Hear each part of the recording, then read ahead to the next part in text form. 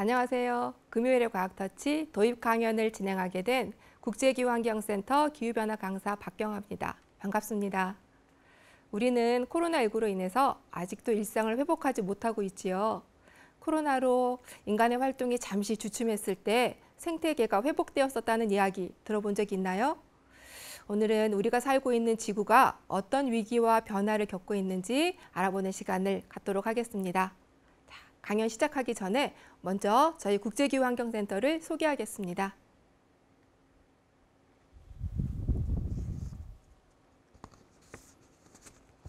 국제기후환경센터는 광주광역시의 지역적 특성에 맞는 기후변화 대응 정책을 연구하고 시민의 녹색 생활을 지원하며 저탄소 녹색 도시 조성을 위해 지난 2012년 설립된 광주광역시 공공기관입니다.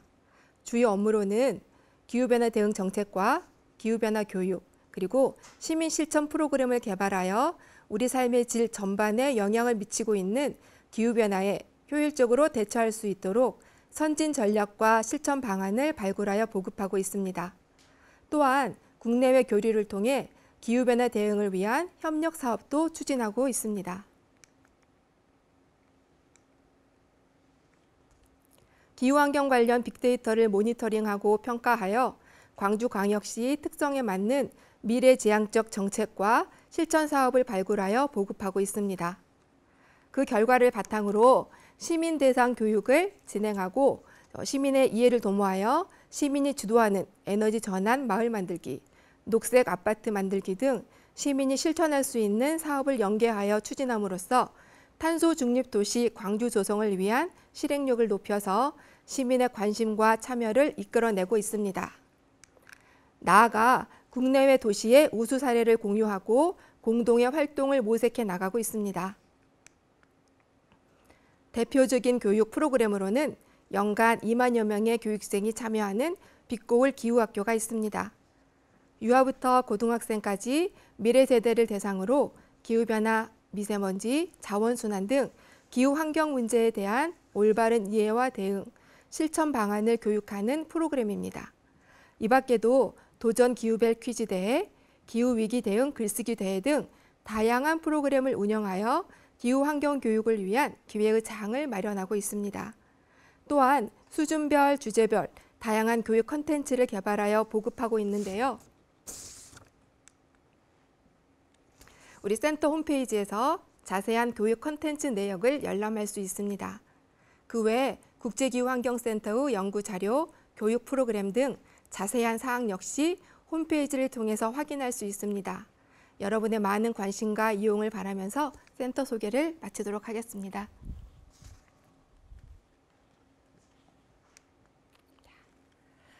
지금부터 기후변화, 그게 뭔데? 라는 주제로 강연을 시작하도록 하겠습니다.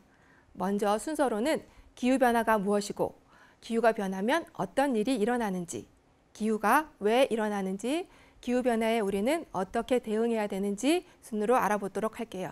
자, 이제 영상을 먼저 하나 보시겠습니다.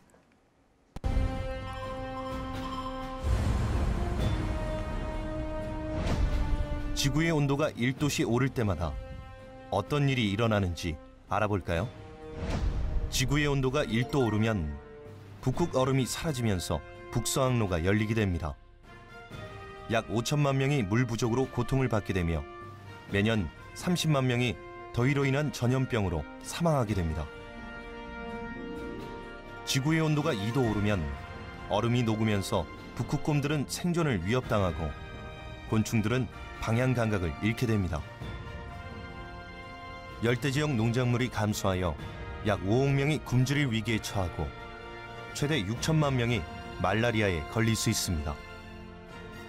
지구의 온도가 3도 오르면 극지방에서는 사시사철 여름이 지속되고 알프스의 만년설은 거의 사라집니다. 지구 온난화 조절이 불가능하게 되며 300만 명이 영양실조로 사망하고 10억에서 40억 명이 물 부족을 겪게 됩니다. 지구의 온도가 4도 오르면 유럽의 여름 온도가 50도씨까지 오르고 이집트가 침수되며 베니스가 가라앉습니다.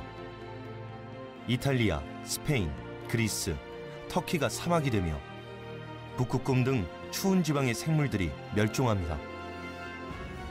지구의 온도가 5도 오르면 남반구와 북반구의 온대 지방이 불모지로 변하며 히말라야의 빙하가 사라지고 뉴욕과 런던이 바다에 잠겨 지도에서 사라집니다. 지구의 온도가 6도 오르면 6도의 기온 상승은 지구 최후의 시나리오라고 볼 수 있습니다. 현재 지구의 기온은 0.8도씩 오른 상태입니다. 우리의 노력에 따라 지구의 미래가 바뀔 수 있습니다. 네, 여러분들이 본 영상은 지구의 평균 온도가 1도씩 올라갈 때마다 나타날 수 있는 현상들, 지구 최후의 시나리오였습니다. 이 이야기는 단순히 영화 같은 이야기일까요? 아니면 현실로 일어날 수 있을까요? 우리 다음 사진 한번 보겠습니다. 호주에서 일어났던 산불인데요. 6개월간 이어졌다고 합니다. 이 산불로 인해서 캥거루, 코알라 같은 야생동물이 멸종 위기에 처했습니다. 자, 이곳은 지구에서 덥다고 소문난 곳 중에 하나인 사우디인데요. 사우디의 사하라 사막인데요. 50년 만에 폭설. 사람들은 처음 보는 눈이 신기해서 구경을 했지만 낙타는 추워서 벌벌 떨었다고 하네요. 작년 여름의 기록적인 장마 기억나나요? 우리 광주천도 범람 위기였었지요. 많은 곳에서 여러 피해가 있었습니다. 2020년 한 해 동안 지구촌 곳곳에서는 이런 영화 같은 일들이 현실로 일어났습니다. 이런 일들이 왜 일어났을까요? 바로 기후변화 때문입니다. 자, 지금부터는 기후변화가 무엇인지에 대해서 알아보도록 하겠습니다. 먼저 우리 날씨와 기후를 한번 구별해 보겠습니다.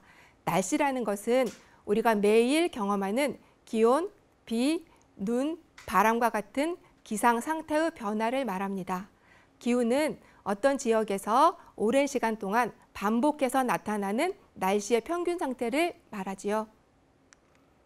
기후변화를 한번 정리해 볼까요? 이렇게 매일 나타나는 기상의 변화, 날씨. 이것이 어떤 지역에서 오랜 시간 평균으로 나타나는 기후입니다. 날씨는 매일매일 변하기 때문에 변화가 크고요. 기후는 오랜 시간의 평균이기 때문에 변화가 거의 없다고 보면 됩니다. 그런데 이런 기후가 요즘 인위적, 자연적인 요인에 의해서 변하기 시작했습니다.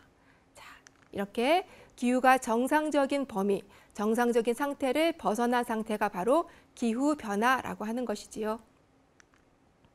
자, 날씨와 기후, 이제 구별할 수 있을까요? 괄호 안에 어떤 낱말이 들어갈지 한번 넣어볼까요?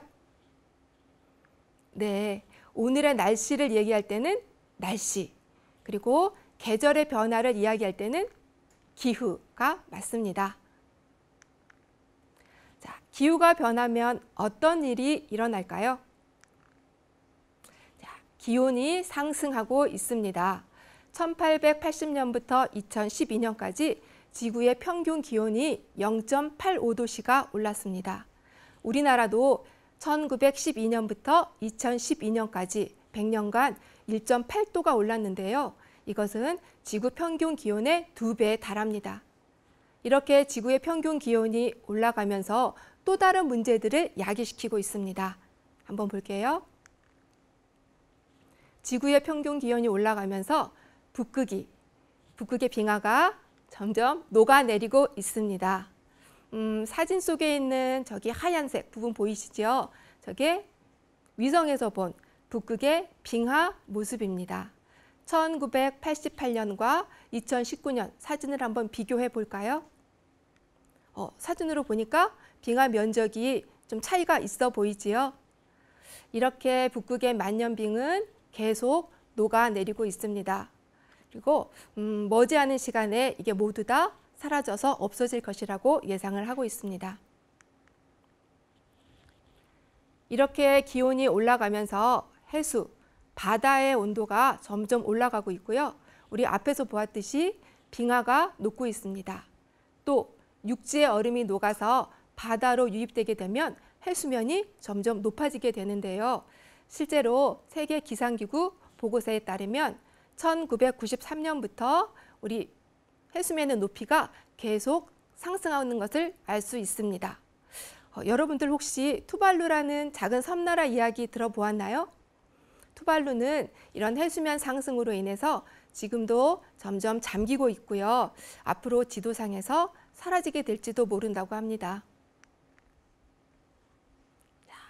기후변화 문제 중에서 가장 큰 문제는 바로 이런 이상기후 현상입니다. 폭설, 폭염, 산불, 홍수, 태풍 등 이런 이상기후로 인해서 발생하는 피해가 우리 세계 곳곳에서 확인을 할 수가 있습니다. 2019년 우리나라에서도 무려 7개의 태풍의 영향권에 들었었고요. 또 2018년에는 기록적인 폭염이 있었지요. 광주에서도 36일 동안 폭염이 지속되었고 강원도 홍천에서는 41도까지 온도가 올랐습니다. 또 작년 여름 기억나나요? 기록적인 장마와 함께 태풍이 10일 동안 3개가 한꺼번에 올라와서 우리나라는 물론 우리 지역에 많은 피해를 주었습니다. 이러한 이상기후 현상은요, 전 세계적으로 계속 발생을 하고 있고 또 그 피해가 계속 증가하고 있습니다. 기후변화로 생긴 이상기후에 대해서 조금 더 정리해 보겠습니다. 먼저 폭염인데요. 이것은 심한 더위를 말합니다. 하루 최고 기온이 35도씨 이상의 상태가 이틀 이상 지속될 것으로 예상되면 폭염 경보가 내려집니다. 자, 태풍은요, 기후변화로 바다의 온도가 뜨거워지면서 더 강하게, 더 자주 발생을 하고 있습니다. 폭설과 한파인데요. 한 지역의 짧은 기간 동안 눈이 강하고 많이 내리는 것을 폭설이라고 하지요. 기후변화 때문에 수증기가 공기 속에 많이 포함되어 있어서 자주 더 많이 내리고 있습니다. 또 기온이 급격하게 내려가는 것을 한파라고 합니다. 한 지역의 짧은 기간 동안 내리는 강하고 많은 양의 비를 집중호우라고 합니다.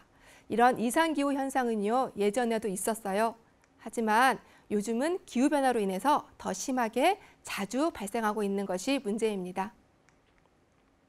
자, 그럼 이런 기후변화는 왜 일어날까요? 기후변화의 원인은 두 가지가 있는데요. 첫 번째는 자연적인 이유, 두 번째는 인위적인 이유가 있습니다.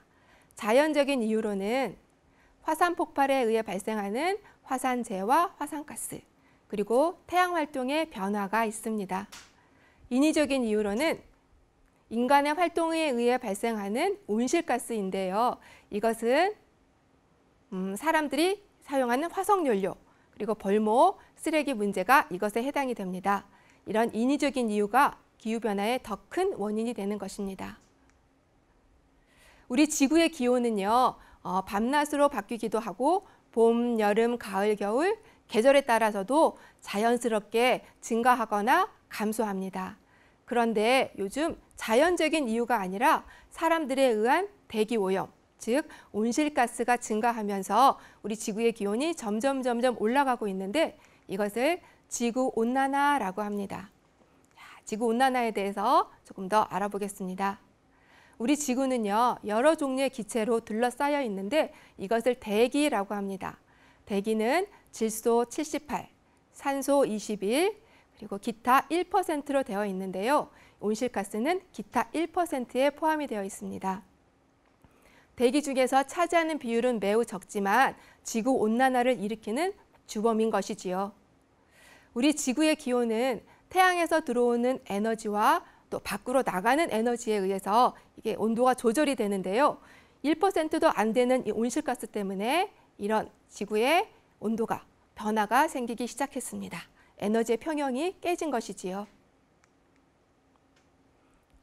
그럼 지구온난화의 주범, 온실가스, 우선 나쁘기만 한 걸까요? 그렇지 않습니다.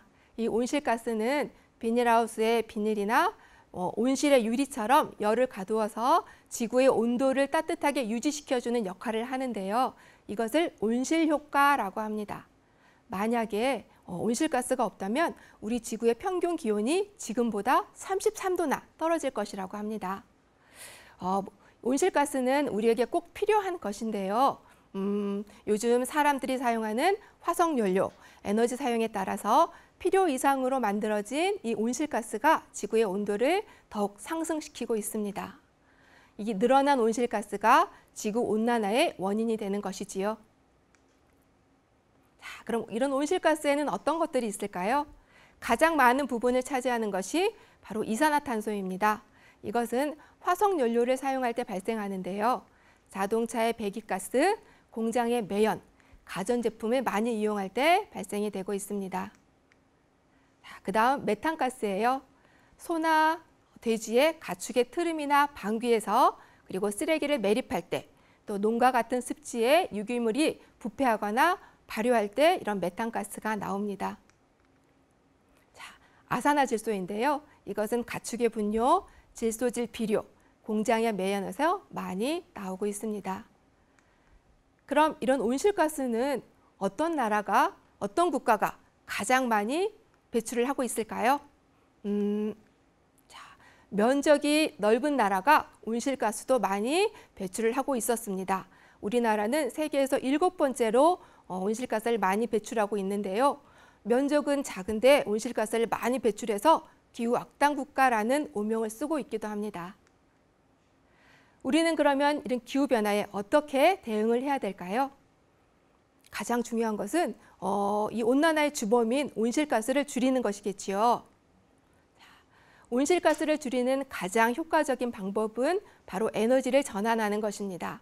왜냐하면 우리가 사용하는 전기 에너지 대부분이 석유, 석탄, 천연가스 같은 화석 연료를 사용하고 있기 때문이지요. 우리 광주광역시는 어디에서 온실가스가 가장 많이 나오고 있을까요? 우리 광주광역시의 온실가스 인벤토리 보고서에 보면 93.7%가 에너지에서 나오고 있습니다. 또 이것은 건물에서 가장 많이 사용이 되고 있고요. 또 자동차, 산업 순입니다. 우리 집에서 사용하는, 가정에서 사용하는 에너지 중에서 온실가스가 가장 많이 나오는 것은 바로 전력입니다. 그래서 온실가스를 줄이는 가장 효과적인 방법은 에너지를 전환하는 것인데요. 온실가스가 거의 나오지 않거나 아니면 조금 나오는 신재생 에너지로 전환하는 것입니다. 그럼 신재생 에너지란 어떤 것이 있을까요? 먼저 신에너지인데요. 기존의 화석 에너지를 변환시켜서 이용하거나 수소, 산소 등의 화학 반응을 통해서 전기나 열을 만들어내는 에너지. 이것은 석탄, 액화가스, 연료전지, 수소가 여기에 해당이 됩니다. 다음은 재생에너지인데요. 계속 사용할 수 있는 재생 가능한 에너지를 변환해서 이용하는 에너지가 재생에너지입니다. 여기에는 태양광, 태양열 등 여러 가지 이런 폐기물까지 이것들이 여기에 해당이 되는데요. 신에너지와 재생에너지를 합쳐서 우리는 신재생에너지라고 부릅니다. 자, 우리 선생님이 근무하는 국제기후환경센터에서도 이런 신재생에너지를 사용을 하고 있습니다. 벽면에 그리고 주차장 지붕에 태양광 패널 보이지요? 여기에서 태양광 에너지를 통해서 전기를 직접 생산해서 사용을 하고 있습니다. 또 땅속에 있는 지열을 이용을 해서 냉난방이나 온수를 사용하고 있고요. 또 우리 기관에서 사용하는 자동차는 전기 자동차를 이용하고 있는데 이렇게 센터에서도 온실가스를 줄이기 위한 노력을 다하고 있습니다. 센터에서 생산하는 이런 신재생 에너지가 어느 정도나 되냐면 자, 볼까요? 1년에 89,600kW인데요. 이게 어느 정도인지 잘 감이 오지 않지요. 광주광역시 가구당 한 달 동안 사용하는 전력량을 보니까 2,300kW 정도 돼요. 이거하고 비교를 해서 계산을 해봤더니 한 가구에서 32년 6개월 동안 사용할 수 있는 전기를 만들어내고 있습니다. 이렇게 센터에서도 또 국가에서도 어떤 기관에서도 전 세계 곳곳에서 온실가스를 줄이기 위한 노력을 다하고 있습니다. 이런 노력과 함께 우리도 생활 속에서 온실가스를 줄이는 실천을 한다면 기후변화에 더 잘, 빨리 대응할 수 있겠지요. 자, 지난주 4월 22일이 혹시 무슨 날이었는지 아는 친구 있나요? 그날은 제50일의 지구의 날이었습니다. 이 그림은 지구의 날을 기념해서 초등학생 친구들이 지구를 위한 실천 약속을 그린 것인데요. 우리는 생활 속에서 어떤 실천을 해야 되는지 잘 알고 있습니다. 물을 절약하고 에너지를 절약하고 또 대중교통을 이용하고 또 우리의 이런 작은 실천이 지구를 위해서 도움이 된다는 것도 알고 있는데요. 오늘부터 이런 실천을 한번 시작해 보면 어떨까요? 우리의 행동이 기후변화를 일으킬 수도 있습니다. 우리의 행동이 기후변화를 막을 수도 있습니다. 여러분들이 이거를 잘 기억하고 실천하기를 바라면서 오늘 도입 강연은 여기에서 마치도록 하겠습니다. 감사합니다.